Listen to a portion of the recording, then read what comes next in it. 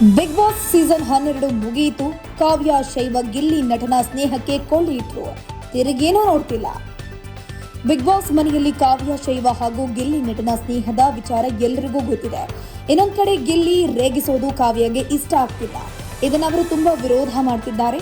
ಈಗ ಇವರಿಬ್ರು ದೂರ ಆಗಿದ್ದಾರೆ. ಗಿಲ್ಲಿ ನಟ ಅವರು ಪದೇ ಪದೇ ಕಾವು ಕಾವು ಅಂತ ಹೇಳ್ತಾರೆ. ಏನೇ ವಿಷಯ ಇರಲಿ ಅವರು ಕಾವ್ಯ ಬಗ್ಗೆ ಮಾತನಾಡ್ತಾರೆ, ಸಪೋರ್ಟ್ ಮಾಡ್ತಾರೆ. ಈಗ ಧನುಷ್ ಕೂಡ ಅವರಿಂದಲೇ ಕಾವ್ಯ ಗಿಲ್ಲಿ ನಟ ದೂರ ಆದ್ರೂ ಅನ್ನೋ ಚರ್ಚೆ ಶುರುವಾಗಿದೆ. ಧನುಷ್ ಗೌಡ ಜೊತೆ ಕಾವ್ಯ ಶೈವ ಅವರು ಬೆಡ್ರೂಮ್ ಏರಿಯಾದಲ್ಲಿ ಮಾತನಾಡಿದ್ದಾರೆ. ಆ ವೇಳೆ ಕಾವ್ಯ ಅವರು, ಸುದೀಪ್ ಸರ್ ಹೊರಗಡೆಯಿಂದ ಬಂದವರು ಇಲ್ಲಿಗೆ ಬಂದು ಅವರಿಂದ ನನ್ನ ಗೇಮ್ಗೆ ಎಫೆಕ್ಟ್ ಆಗ್ತಿದೆ ಎನ್ನುವುದು ಮ್ಯಾಟರ್ ಆಗ್ತಿದೆ. ಗಿಲ್ಲಿ ಎಫೆಕ್ಟ್ ಮಾಡ್ತಿದ್ದಾನೆ ಅಂದ್ರೆ ನಾನು ಏನ್ ಮಾಡ್ತಿದ್ದೀನಿ ಅನ್ನೋ ಪ್ರಶ್ನೆ ಬಂದಿದೆ ಅಂತಂದ್ರು. ಹಾಗಾದ್ರೆ ಧನುಷ್ ಗೌಡ ಅವರು ಅರ್ಥ ಆಗತ್ತೆ ಅಂತ ನಾನು ನಿನಗೆ ಹೇಳಿದೆ, ಅವನಿಗೆ ಹೇಳಿಲ್ಲ. ಇವರೇ ಬನ್ನಿ ಅಂತೀನಿ, ತಾಳಿ ಕಟ್ತಾನೆ ಅಂತಾರೆ, ಬ್ರಾಸ್ಲೆಟ್ ಕೊಟ್ಟು ಎಂಗೇಜ್ಮೆಂಟ್ ಆಯ್ತು ಅಂತಾನೆ ಎಂದಿದ್ದಾರೆ. ಅದೇ ಕಾವ್ಯ ಶೈವ ಏನಂದ್ರು?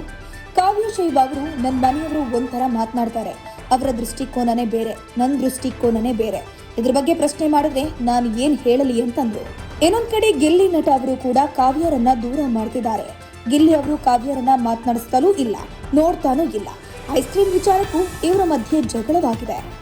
ಮುಗಿಯೋದಕ್ಕೆ 2 ವಾರಗಳು ಬಾಕಿ ಇದೆ. ಫಿನಾಲೆ ಹಂತಕ್ಕೆ ಹೋಗೋದಕ್ಕೂ ಕೂಡ ಕಾದ್ ನೋಡೋಣ ಕೊನೆಯ ವಾರಗಳಲ್ಲಿ ಏನೆಲ್ಲ ಬೆಳವಣಿಗೆಗಳು ಆಗಬಹುದು ಅಂತ.